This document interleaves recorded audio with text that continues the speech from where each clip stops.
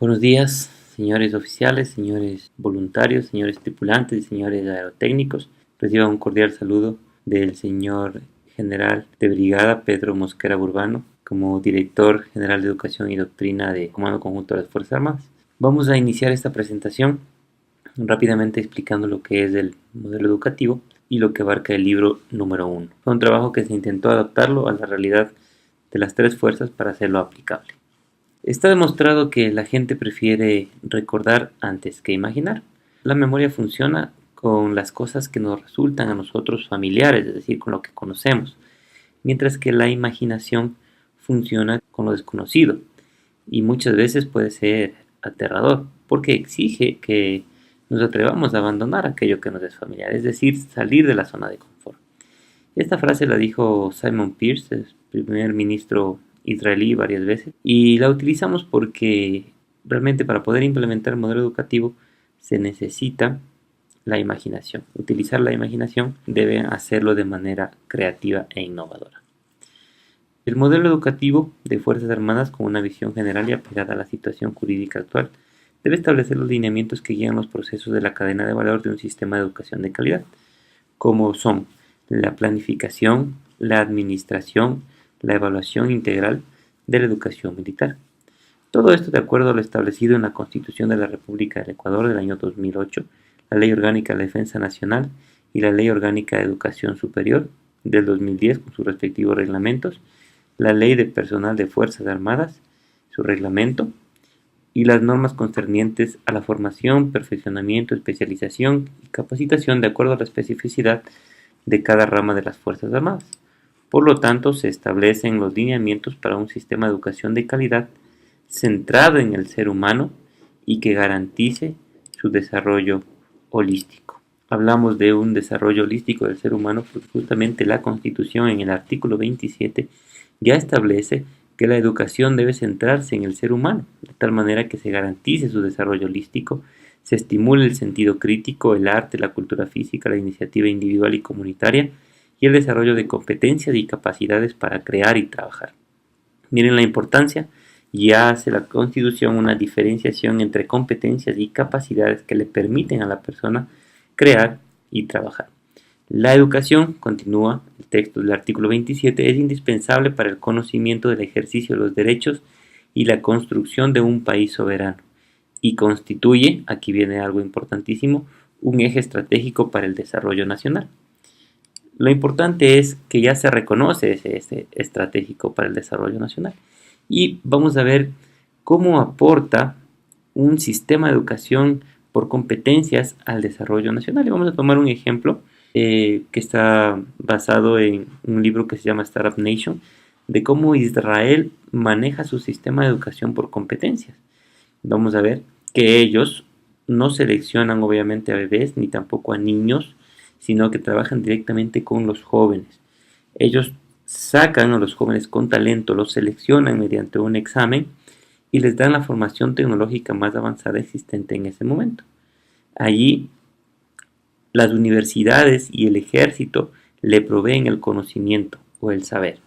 Una vez que han finalizado y han obtenido ese conocimiento, pasan a las unidades de élite de las fuerzas de defensa israelí, en donde estas les van a aportar con dos cosas importantísimas. Por un lado, las habilidades y destrezas que están relacionadas con la capacidad de la persona para poner en práctica el conocimiento que adquirió, y por otro lado, la experiencia relevante, que se la obtiene obviamente de las operaciones reales, ¿sí? En donde se demuestra que la persona está en capacidad de tomar decisiones que marcan la diferencia entre la vida y la muerte. Esos son los soldados que forman los israelitas, pero con el objetivo de que este soldado ideal, mientras sea parte de sus fuerzas armadas, obtenga una visión holística.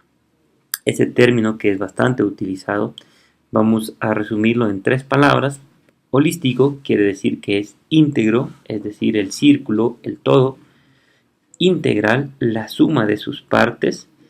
E integrador, es decir, todas las partes están juntas. Si una parte se separa o es separada, pues entonces deja de ser integrador y por lo tanto deja de ser holístico. Esa es la visión que debe tener el soldado formado en ese sistema educativo por competencias. Pero qué interesante, porque Israel, una vez que termina los soldados el servicio activo, entonces pasan al servicio pasivo, pero muchas personas consideran que es un desperdicio haber invertido tanto en ese soldado. Sin embargo, ese es el secreto de Israel, porque ellos lo que hacen es preparar sus soldados para que finalmente en el servicio pasivo, después de que han servido a la patria, pasen a formar parte de el nivel directivo y las gerencias de las grandes empresas de Israel.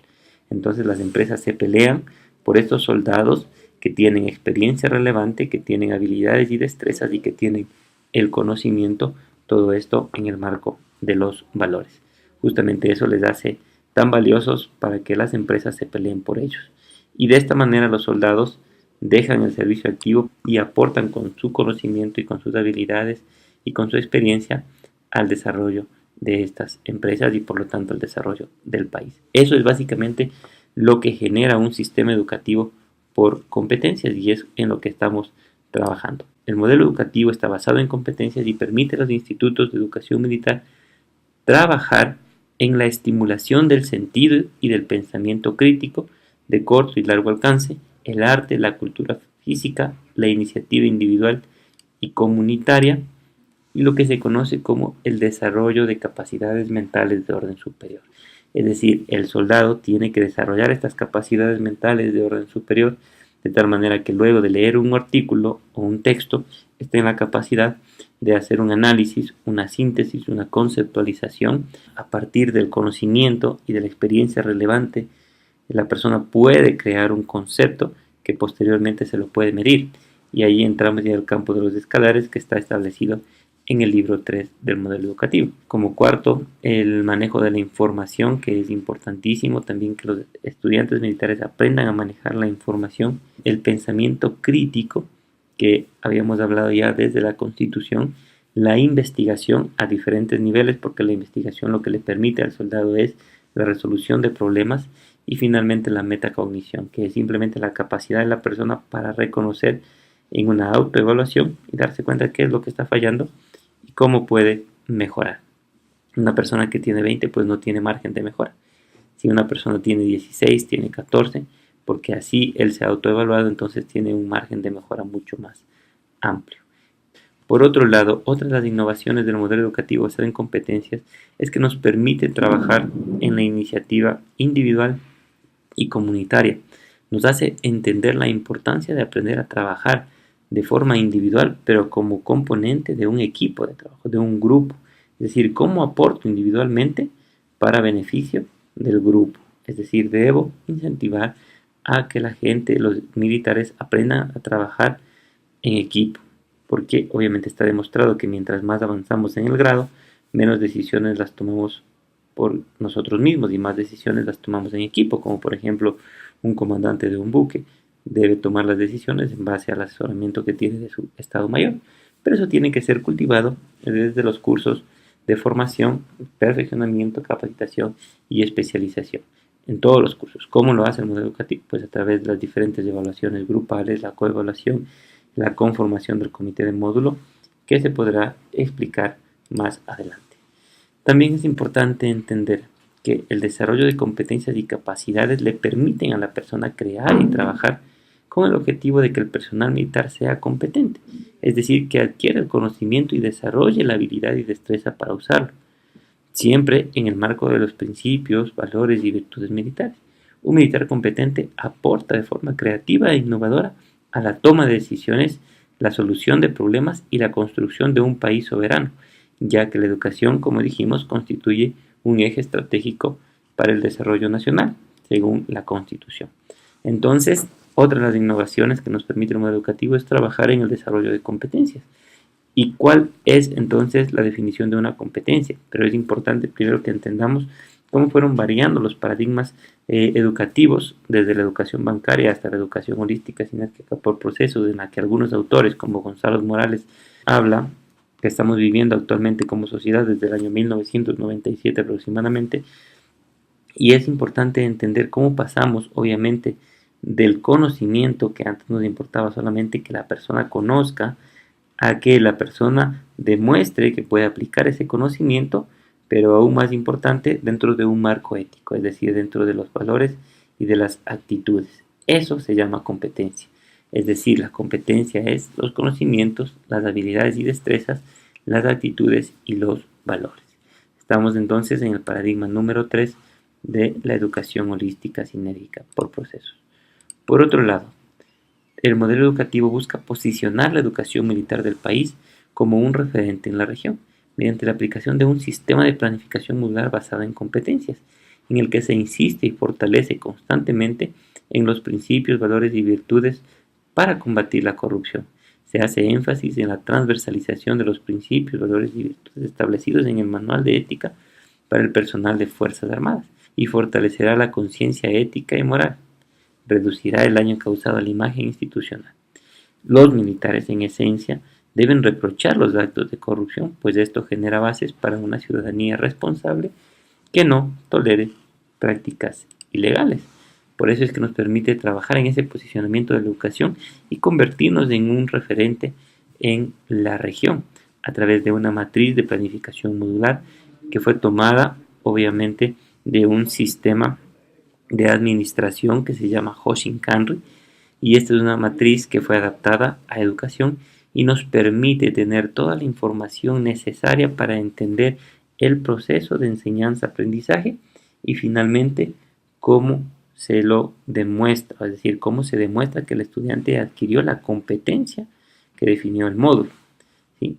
Entonces es importante que dejemos de pensar en las asignaturas porque esto ya rompe esa idea de las asignaturas en donde el docente es el dueño de la materia y nos lleva a manejarla por módulos, es decir, contenidos imprescindibles que se conectan, es decir, se vuelven interdisciplinarios y transdisciplinarios porque se conectan, dejan de ser multidisciplinarios, muchas disciplinas, sino que se conectan finalmente y el estudiante entiende el porqué de las diferentes asignaturas.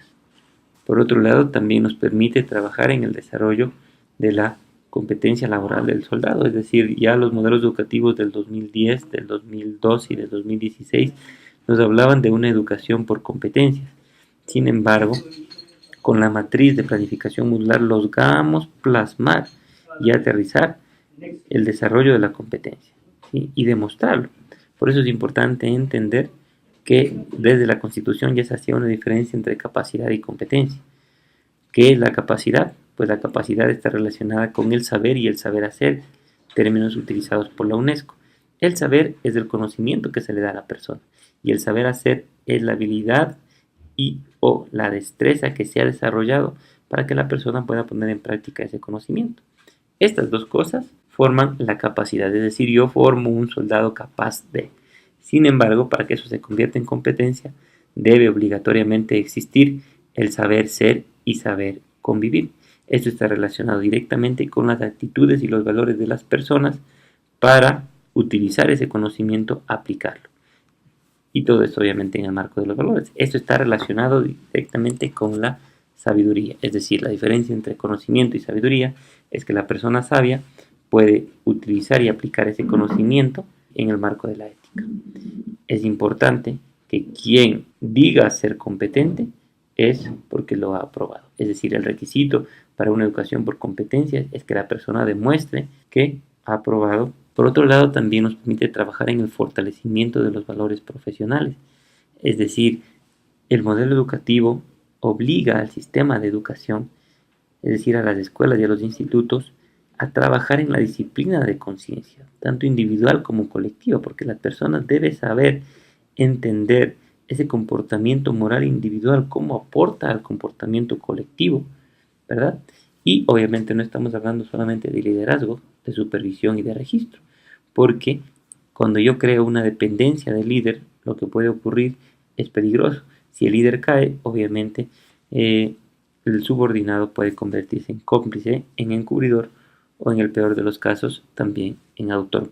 ¿Por qué? Porque dice, bueno, si mi teniente, si mi sargento cayó, entonces, ¿por qué yo no puedo pasar un paquete de droga, por ejemplo? Entonces, no solamente es cuestión de liderazgo, sino es que debe trabajar en la disciplina de conciencia de las personas.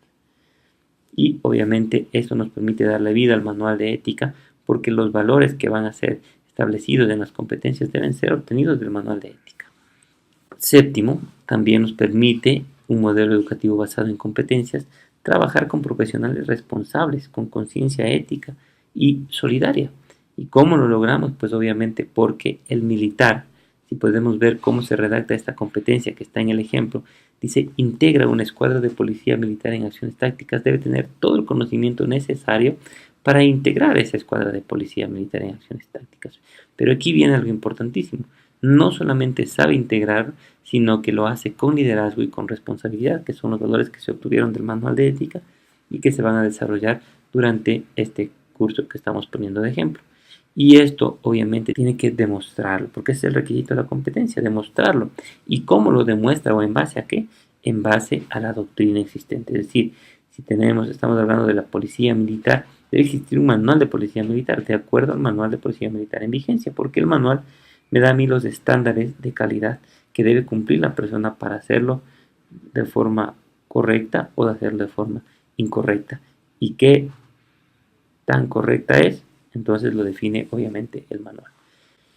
También es importante entender que nos permite trabajar por un sistema de educación de altísima calidad.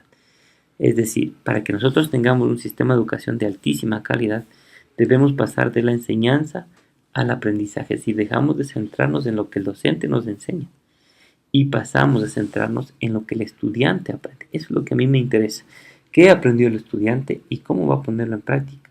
¿En dónde lo va a demostrar? ¿En dónde me va a demostrar a mí como docente que él adquirió el conocimiento? Es decir, pasamos de los objetivos a una administración por procesos, porque entendemos que la educación es un proceso y debe estar concebido como tal, porque tiene elementos de entrada, elementos de apoyo y elementos de salida. En la educación, obviamente, el elemento de salida de nuestros cursos es un militar que está preparado para cumplir, por ejemplo, el siguiente grado en su carrera militar, si es que es un curso de perfeccionamiento. También pasamos de un enfoque local a un enfoque sistémico, es decir, entendemos que la educación es parte de un sistema y que está conectado con los otros macroprocesos que manejan las fuerzas. Por ejemplo, educación y talento humano tienen que ir de la mano.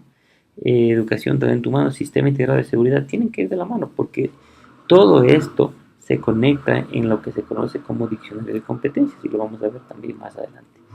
De la sociedad industrial, la sociedad de la información y del conocimiento, es decir, pasamos de un sistema educativo que fue creado en la sociedad industrial para formar nuestros ejércitos de independencia a formar los ejércitos que estén preparados para combatir en la sociedad de la información y del conocimiento. Algunos autores hablan también de una famosa sociedad red que apareció hace aproximadamente 10 años. Y finalmente pasamos de la cultura del copia, pega, imprime y entrega a la cultura de investigación e integración de las TIC. Es decir, la persona debe estar en la capacidad de desarrollar el hábito de la lectura, por lo tanto el desarrollo del pensamiento, la competencia en el manejo de la información, la competencia investigativa y finalmente la competencia para redactar artículos científicos. Y ese debe ser nuestro objetivo como institutos también, generar publicaciones en donde consten los artículos científicos escritos por nuestros soldados, de tal manera que se aporte no solamente al desarrollo de Fuerzas Armadas, sino al desarrollo del país. También nos permite trabajar en el aprendizaje significativo y en la cultura investigativa. Por un lado, tenemos que entender la importancia de ese proceso pedagógico en donde hablar de información no necesariamente es hablar de aprendizaje. ¿Cuál es la diferencia entre los dos? La información está en los dispositivos de almacenaje, en documentos, puede estar en los sentidos, puede ser enviado por un mail, ¿sí? Etcétera. Mientras que el aprendizaje es un hecho humano que está relacionado con las neuronas. Es decir, información no es lo mismo que aprendizaje. El aprendizaje se da cuando la persona sabe qué hacer con la información y es indispensable que la procese para que finalmente esta información sea convertida en aprendizaje. Para esto se requiere una ingeniería pedagógica militar, es decir, un aprendizaje significativo de las cosas. Y por otro lado tenemos la cultura investigativa, en donde se entiende que La lectura, las habilidades básicas del pensamiento, las capacidades mentales de orden superior y la competencia en el manejo de la información son el cimiento común para el aprendizaje significativo y la investigación, sea pedagógica, sea científica, ¿sí? Esto es lo importante, tener este cimiento común que permite construir tanto el aprendizaje como la investigación a la par y finalmente eso nos permite alcanzar el desarrollo como sociedad militar, como sociedad ecuatoriana. Y para reflexionar y no olvidarnos nunca de la diferencia entre el aprendizaje y la enseñanza, pues entonces tengo que decirles que los profesores que se pasan la vida enseñando no permiten que sus estudiantes aprendan. Pero ¿cómo es eso? Y lo vamos a hacer con un gráfico. Estaban dos amigos con un perrito que se llamaba Manchas y le dice el amigo, el dueño del perrito, enseñé a Manchas a silbar. Su amigo se acerca, trata de escucharle y le dice, pero yo no le escucho silbar. Y su amigo le contesta, te dije que le había enseñado, no que él había aprendido. Y esa es la realidad de nuestro sistema de educación actual. Finalmente, es importante entender también que el sistema educativo basado en competencias permite trabajar en esta famosa competencia en el manejo de la información o CMI, que es simplemente la capacidad de las personas para adquirir la información. Primero adquirirla, es decir, sabe dónde buscar la información, sabe usar el internet, sabe sabe utilizar los buscadores académicos del internet para obtener artículos científicos y válidos. Una vez que él adquiere esta información, entonces está en la capacidad de evaluarla críticamente. Y obviamente, mientras la evalúa, la puede seleccionar. Es decir, esto me sirve, esto no me sirve y por qué. Cuando tengo seleccionada, entonces yo la utilizo para generar nueva información a partir de la información que ya leí y que obtuve de otros autores. Genero información propia, generación que me pertenece a mí mismo para evitar el plagio. Y obviamente después de eso tengo que tener la capacidad de comunicar esa información de forma oral o de forma escrita. Cuando yo he podido comunicarla, obviamente puedo decir que esto me va a llevar al conocimiento. Y el conocimiento con o en el marco de la ética me permite a mí alcanzar la sabiduría. Y esto lo dijo Alan Bundy en el 2004 cuando él entendió que la competencia en el manejo de la información es clave para desarrollar en la persona la capacidad del aprendizaje autónomo, es decir, la persona aprende a aprender por sí mismo, es decir, tiene el tiempo, tiene la capacidad para poder ir a los libros, contrastar la información, entenderla y ponerla en práctica o rechazarla. Cuando la persona puede aprender por sí misma, es decir, se rompe el paradigma de que el estudiante aprende en el aula y con el docente. El estudiante aprende en cualquier lado y no se necesita del docente porque el estudiante tiene ya la capacidad de manejar la información para aprender por sí mismo. Cuando la persona logra este aprendizaje significativo, aprender por sí mismo, entonces está preparado para lo que se llama el aprendizaje durante toda la vida. Cuando la persona está o tiene la competencia en el manejo de la información, pues entonces puede preguntar, pero no preguntar por preguntar para ganar puntos de actuación en clase, como ocurre normalmente en nuestras academias, sino para hacer preguntas críticas que le aporten al conocimiento de todos los compañeros del aula, para investigar, para encontrar significado a las cosas y a partir de eso desarrollar ideas nuevas, para analizar las cosas, para evaluarlas, para hacer una síntesis, para tener la capacidad de comunicar y transferir ese conocimiento, porque está demostrado en la pirámide del aprendizaje que la persona que logra comunicar o transferir ese conocimiento es el que más aprende, para resolver problemas y tomar decisiones, que es sumamente importante tener un soldado que pueda resolver problemas y pueda tomar decisiones a su nivel, comprender la naturaleza de la información, emplear la tecnología efectivamente y emplear la información de manera segura y responsable. Por otro lado, también es importante entender que se debe trabajar de forma sistémica con otros procesos y esto es lo que permite este sistema educativo por competencias. Miren ustedes que un diccionario de competencias debe tener u obedecer a una competencia genérica, debe tener una competencia específica y esta competencia específica se derive o se construye de las actividades esenciales. Van a haber varias actividades esenciales que nos permiten componer esa competencia específica que yo le quiero dar al estudiante. Y en un nivel más bajo de las actividades esenciales están las tareas. Cada actividad esencial debe tener uno o más tareas que la persona debe cumplir. Estas tareas dan origen a lo que se conoce como un puesto posicional. Entonces miren ustedes, aquí se conectan los macroprocesos de las fuerzas. Por un lado la educación, que maneja actividades esenciales, competencia específica y competencia genérica. Por otro lado talento humano, que lo que le sirve a talento humano es la competencia específica y las actividades esenciales para definir las tareas y por lo tanto obtener un puesto posicional. Y finalmente para el sistema de seguridad lo que le sirve es simplemente el puesto posicional y las tareas para obtener de allí los profesiogramas y hacer la medición de los riesgos laborales. Entonces todo tiene que estar conectado, todo tiene que estar unido. A partir de ahora se lo ve a la gestión como un todo que está conectado. Si es que cada departamento, por ejemplo, cada dirección maneja las cosas por su lado, pues entonces perdemos esa visión holística de las cosas, esa visión sistémica y ese manejo de procesos. Dentro de un poco lo que es la planificación educativa, es importante entender que el modelo educativo establece 5 competencias genéricas estructuradas con los 4 componentes que ya hemos hablado, ¿sí? Y estas obedecen a los ámbitos de desempeño de comandar y liderar, la ejecución de operaciones militares, administrar, educar e instruir y el apoyo al desarrollo nacional. No hay conflicto de las competencias genéricas que manejan las fuerzas con las 5 competencias genéricas que establece el modelo educativo, porque siempre las competencias genéricas de las fuerzas se van a adaptar a una de estas 5 competencias genéricas del modelo educativo. La matriz de planificación modular, que es la que da origen a los cursos, y obviamente de dónde salen los datos iniciales de esta matriz, se la llena primero en sentido horario desde la parte baja, donde se redactan las actividades esenciales que son obtenidas del diccionario de competencias o del perfil de salida del curso. A esas actividades esenciales se las agrupan las que sean compatibles y de estas actividades esenciales sale la competencia específica redactada con los 4 componentes. Recuerden, lo más importante es los valores que van a ser desarrollados y demostrados en este curso.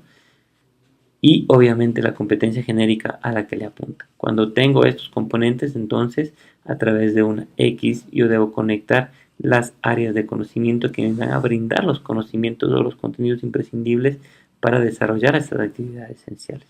En la parte superior de la matriz estarán pues en orden secuencial los contenidos imprescindibles que debe tener la persona para cumplir las actividades esenciales. Es decir, quién me define qué contenidos imprescindibles se quedan o se van de la parte superior de la matriz es las actividades esenciales. Por lo tanto, debo bajar por las X hasta llegar a la actividad esencial e identificar si me aporta o no me aporta ese contenido imprescindible al desarrollo de esa actividad esencial, y si no me aporta, entonces lo elimino.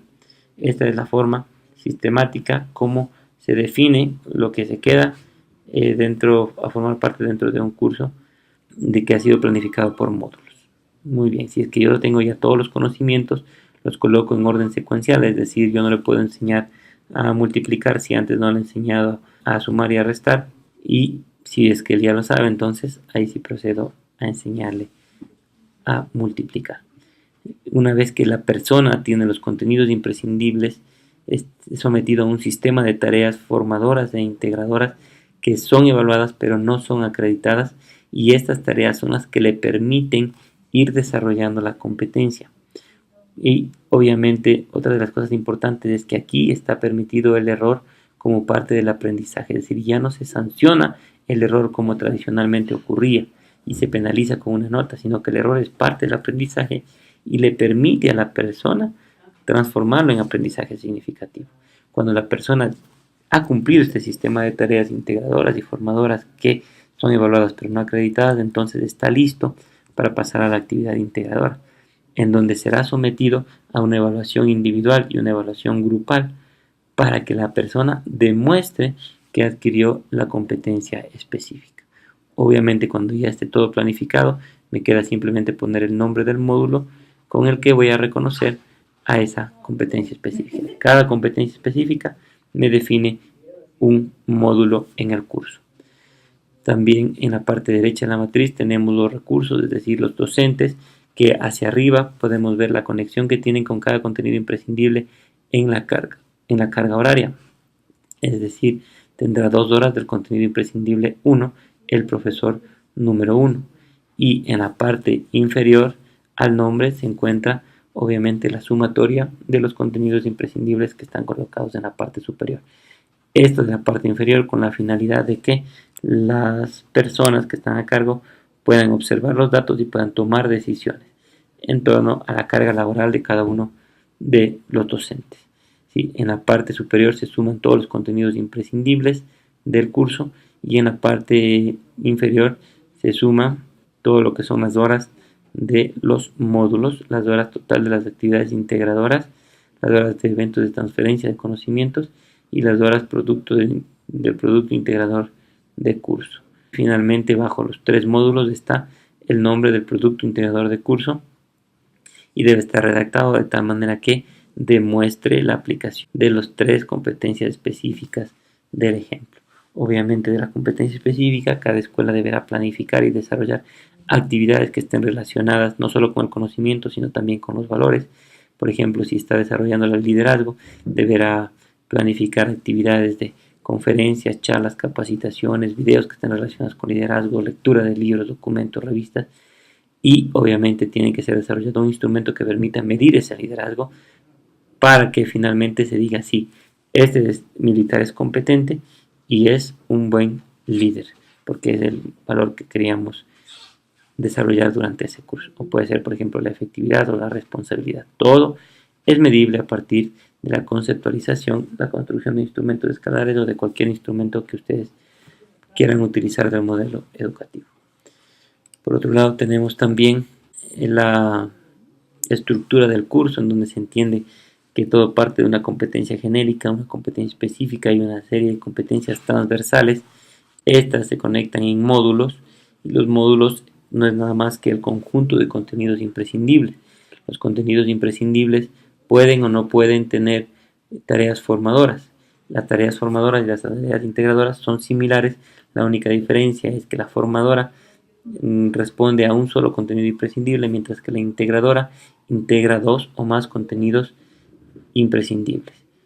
Tienen la misma función, son desarrolladas de igual manera, son evaluadas, pero no son acreditadas. Aquí entra el error como parte del aprendizaje que ya mencionamos, para prepararlo para la actividad integradora de módulos, donde el estudiante militar obtendrá mínimo estas 3 notas: la nota individual, la nota grupal y la actitud andragógica. Obviamente esto se suma también la coevaluación de cada uno de los módulos, en donde el estudiante debe aprender a evaluar a sus compañeros.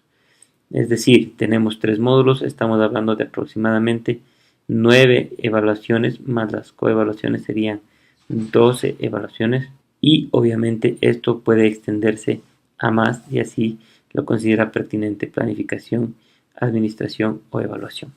Y finalmente el producto integrador de curso, que es una nota netamente individual. También es importante entender que en el sistema de actividades académicas, este modelo educativo da más fuerza a las horas prácticas experimentales y a las horas de trabajo autónomo. Es decir, no solamente deben reflejarse horas de docencia, porque volvemos a caer en lo mismo, en que el docente va a utilizar todas las horas que tiene disponibles solamente para leer las diapositivas de su clase, sino que deben ser distribuidas en horas de prácticas experimentales y horas de aprendizaje autónomo.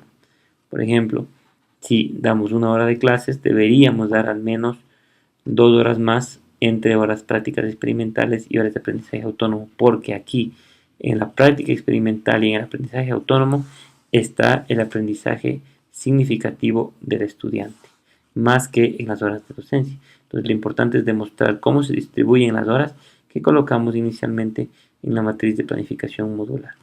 Y para finalizar, es importante entender es el ciclo de aprendizaje experiencial de Kolb, que está plasmado en el plan de clase, en donde el estudiante debe pasar en cada uno de los contenidos imprescindibles por estos 4 fases del ciclo experiencial de Kolb: experiencia concreta, reflexión, conceptualización abstracta y aplicación.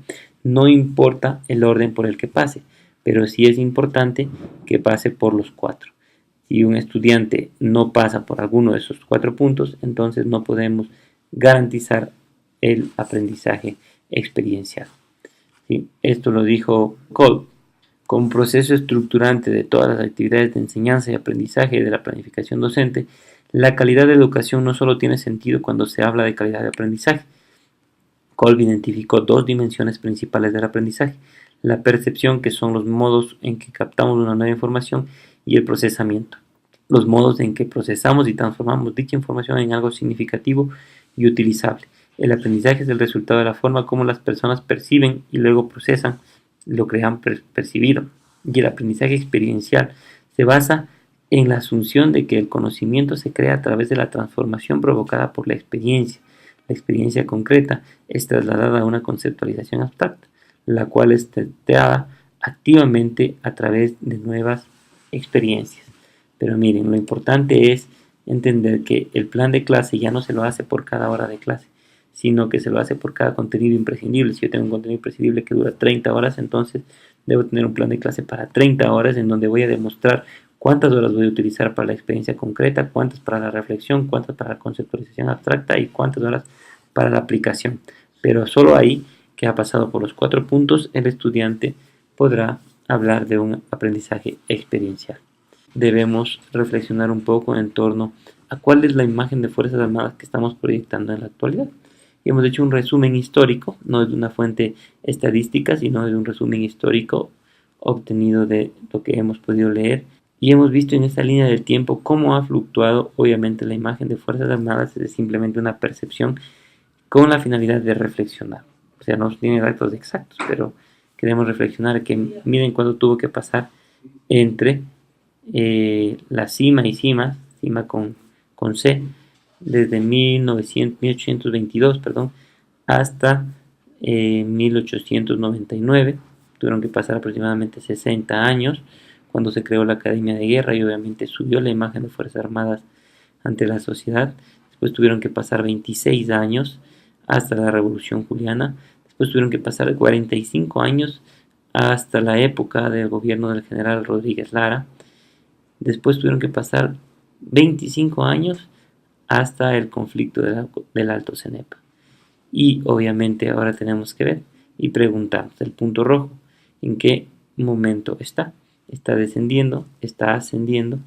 ¿Cuál es el punto de inflexión? ¿Y qué es lo que nosotros como militares podemos hacer con pequeños detalles, pequeñas cosas, para cambiar eso y hacer que no sean 30 años como se muestra en la gráfica, sino que sean menos? Y colocar obviamente Fuerzas Armadas en la imagen que deben estar ante la sociedad, especialmente por la pérdida inminente de valores. Muchísimas gracias y una buena tarde.